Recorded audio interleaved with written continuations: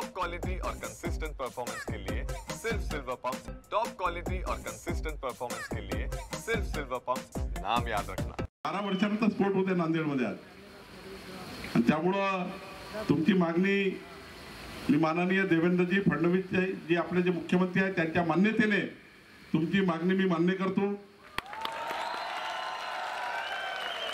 माननीय मुख्यमंत्र्यांच्या परवानगीने मी प्रत्येक वर्षी महाराष्ट्रामध्ये आपल्या महसुली खात्याच्या स्फोट होतील आणि त्याकरता प्रत्येक स्फोट करता 1 कोटी रुपये आपलं अनुदान 1 कोटी रुपये अनुदान महाराष्ट्र सरकार आपल्याला देईल आणि अत्यंत चांगला स्फोट आपण करू।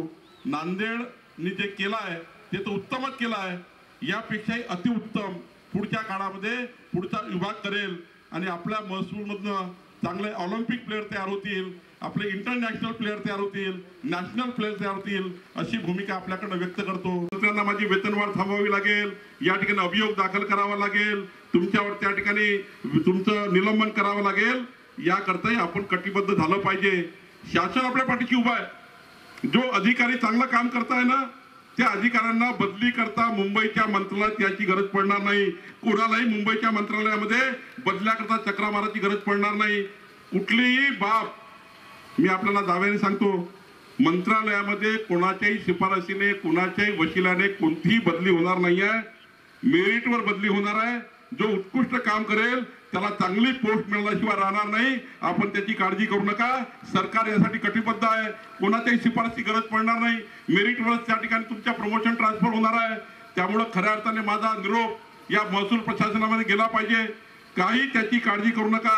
एखादा अधिकारी वारंवार जर त्या ठिकाणी ग्रामीण भागात काम करत असेल त्याला बिना कुठल्याही वशिल्याने चांगली पोस्ट मिळू शकेल, त्याकरता कोणत्याही वशिलाची गरज पडणार नाही, हाही शब्द मी आपल्याला देतो।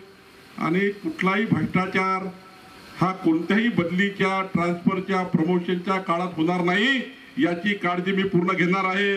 आणि जो भ्रष्टाचार करेल त्याला देवेंद्र फडणवीस सरकार सोडणार नाही, हेही त्या ठिकाणी मी जबाबदारी सांगणार आहे। आणि त्यामुळे आपल्याला कुठल्याही बदल्या ट्रान्सफर करता महाराष्ट्राच्या मंत्रालयामध्ये येण्याची गरज नाही।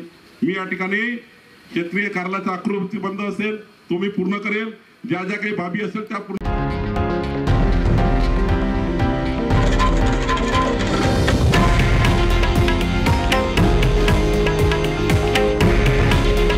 हे आहे देशातील नंबर 1 न्यूज नेटवर्क आणि आपण पाहत आहात TV9 मराठी।